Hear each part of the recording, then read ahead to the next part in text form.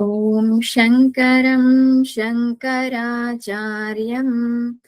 केशवं बादरायणं सूत्रभाष्यकृतौ वन्दे भगवन्तौ पुनः पुनः। ईश्वरो गुरुरात्मेति मूर्तिभेदविभागिने व्योमवद्व्याप्तदेहाय दक्षिणामूर्तये नमः। శ్రీమద్భగవద్గీత 6వ శ్లోకం కలిసి చదువుదాం. భీష్మద్రోణతటా జయద్రథజలా గాంధారనీలోపలా శల్యగ్రాహవతీ కృపేణ వహనీ కర్ణేన వేలాకులా అశ్వత్థామవికర్ణఘోరమకరా దుర్యోధనావర్తిని సోత్తీర్ణా ఖలు పాండవైరణనదీ కైవర్తకః కేశవః.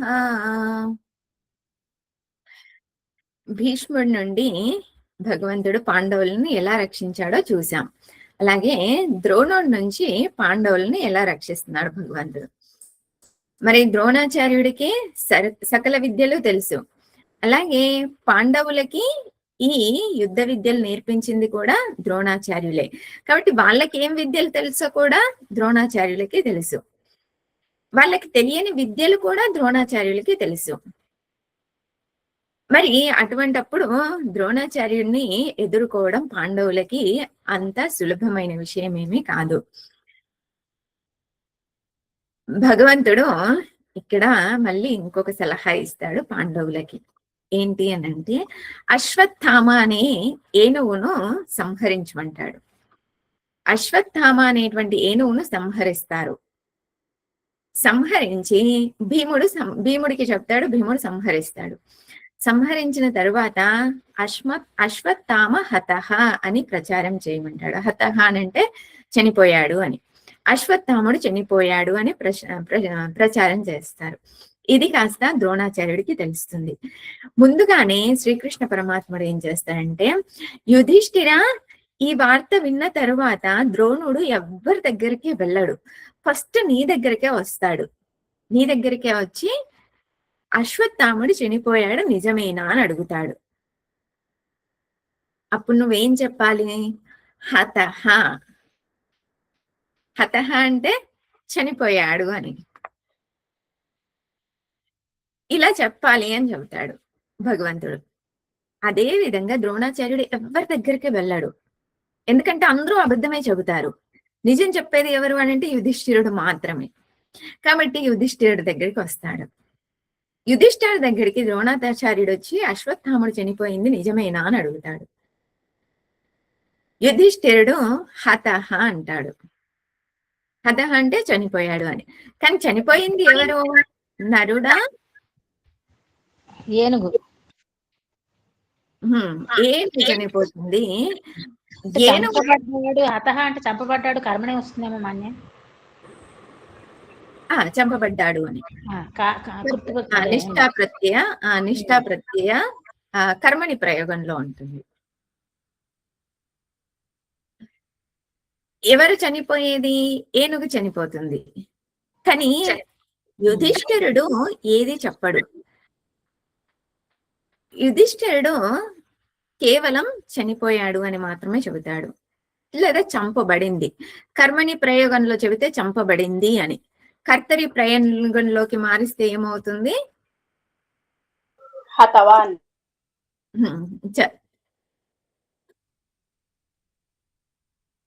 చనిపోయింది.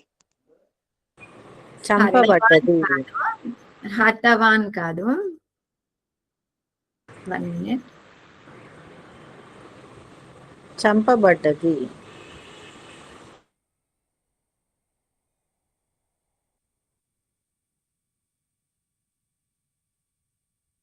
హంతి. హంతి కూడా కాదు. లంగ్ లకార కాబట్టి అహన్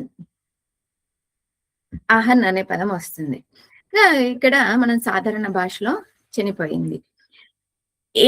ఏనుగా లేకపోతే మనిషా ఏది చెప్పడు యుధిష్ఠిరుడు.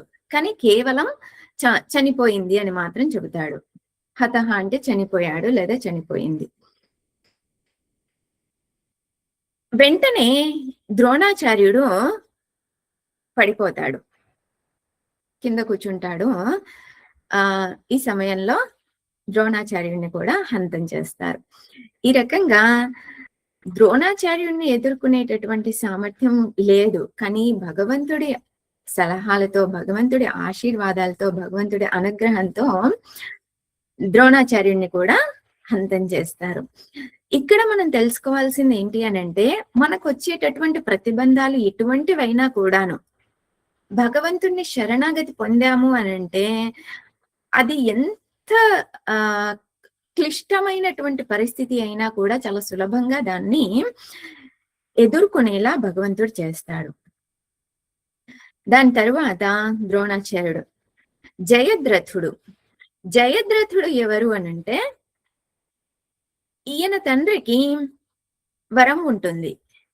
ఏంటి అనంటే, నీ కుమారుడి తలని ఎవరైనా తెంచేశారు అనంటే, అది కింద పడింది, భూమిపైన అది పడింది అనంటే వాళ్ళ యొక్క తల పగిలిపోతుంది అని.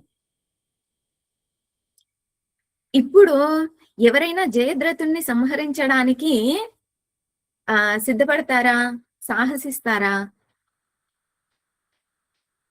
లేదు, ఎవరు సాహసించరు. అలాగా జయద్రథుణ్ణి సంహరించడం అనేటువంటిది అంత సులభం కాదు. కానీ జయద్రథుడు ఏం చేస్తాడు అని అంటే, ఈ కౌరవులంతా కలిసి చక్రవ్యూహాన్ని ఏర్పరుస్తారు. అర్జునుడు, శ్రీకృష్ణ పరమాత్ముడు ఒకవైపు ఉంటారు, యుద్ధంలో కంప్లీట్ గా ఆపోజిట్ వైపు ఉంటారు. యుధిష్ఠిరుడు అలాగే భీముడు వీళ్ళంతా కూడా ఒకవైపున ఉంటారు. అభిమన్యుడికి చక్రవ్యూహంలోకి ఎలా వెళ్ళాలో తెలుసు, కానీ బయటికి ఎలా రావాలో తెలీదు. అప్పుడు భీముడు అలాగే యుధిష్ఠిరుడు ఏమంటారంటే, మేము నిన్ను ఫాలో అవుతాము, నువ్వు వెళ్ళు, సో మేము నిన్ను రక్షిస్తాము అని చెప్పేటప్పటికే అభిమన్యుడు వెళ్ళిపోతాడు. అభిమన్యుడు చక్రవ్యూహంలోకి వెళ్ళినప్పుడు ఏం చేస్తాడంటే, ఈ జయద్రథుడు వీళ్ళందరినీ కూడా ఆపేస్తాడు, లోపలికి వెళ్ళనివ్వకుండా, చక్రవ్యూహంలోకి వెళ్ళనివ్వకుండా. కాబట్టి వీళ్ళు వెళ్ళలేరు, అభిమన్యుడు ఒక్కడే వెళ్ళగలడు. అభిమన్యుడు వెళ్తాడు.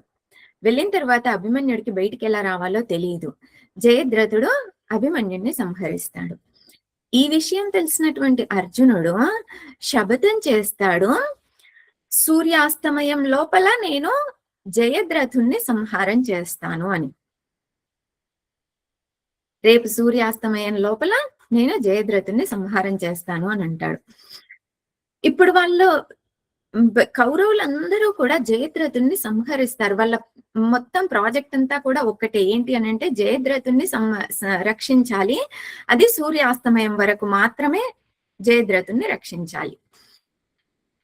వచ్చి కూర్చుంటాడు, వచ్చి హ్యాపీగా పడుకుంటాడు, శపథం చేసి వచ్చేసి హ్యాపీగా పడుకుంటాడు అర్జునుడు.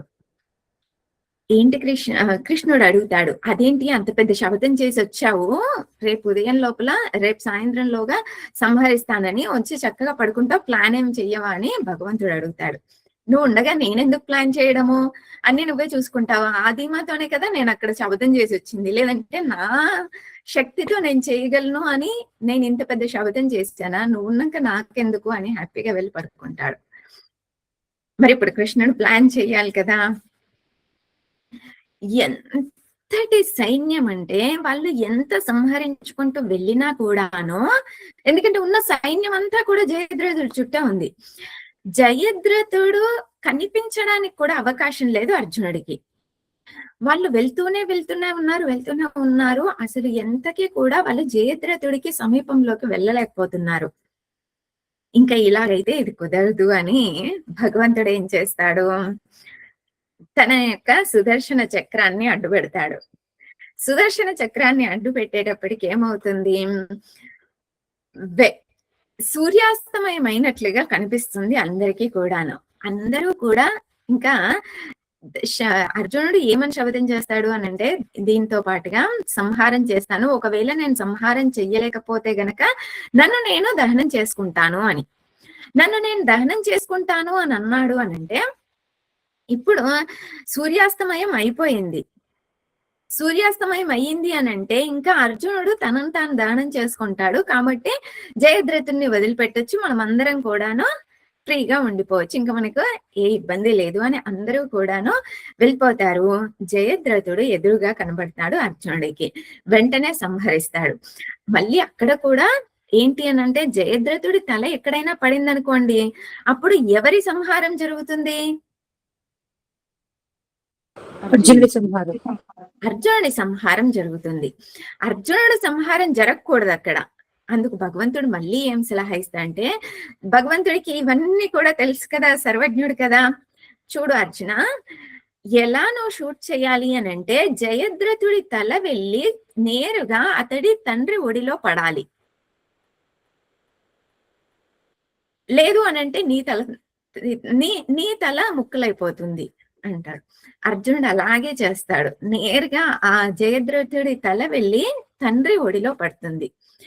తండ్రిలో ఒడిలో పడగానే, తల పడగానే ఎవరైనా కూడాను ఇది నా కుమారుడిది అని చక్కగా చూసుకుంటూ ఏమైనా చేయగలుగుతారా? అలాంటిది ఏదైనా వస్తువు మన ఒడిలో పడింది అని అంటే మనం వెంటనే ఏం చేస్తాం?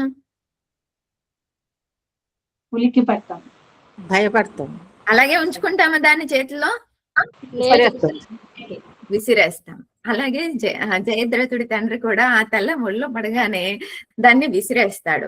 ఇప్పుడు ఎవరి తల ముక్కలైపోతుంది?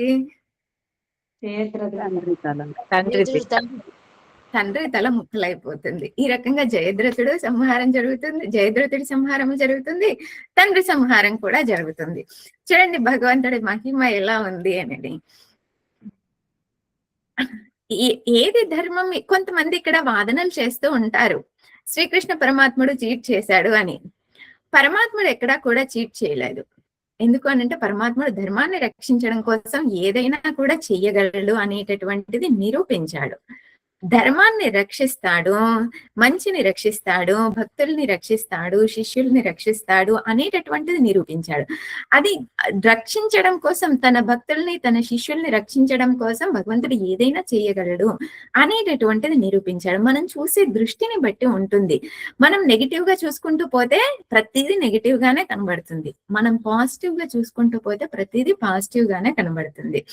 ఈ రకంగా భగవంతుడి అనుగ్రహం మన యందు కూడా ఉండాలి అని అంటే, మనం శరణాగతి పొందినట్లయితే భగవంతుడి యొక్క అనుగ్రహం మనందరి పైన కూడా ఉంటుంది. ఇంకా ఎవరు? శల్యుడు, అలాగే కర్ణుడు, వీళ్ళిద్దరి గురించి కూడా తర్వాత ప్రవచనంలో చూస్తున్నాం. ఓం పూర్ణమదః పూర్ణమిదం పూర్ణాత్ పూర్ణముదచ్యతే పూర్ణస్య పూర్ణమాదాయ పూర్ణమేవావశిష్యతే. ఓం శాంతి శాంతి శాంతి. హరి ఓం. శ్రీ గురుభ్యో నమః. హరి ఓం.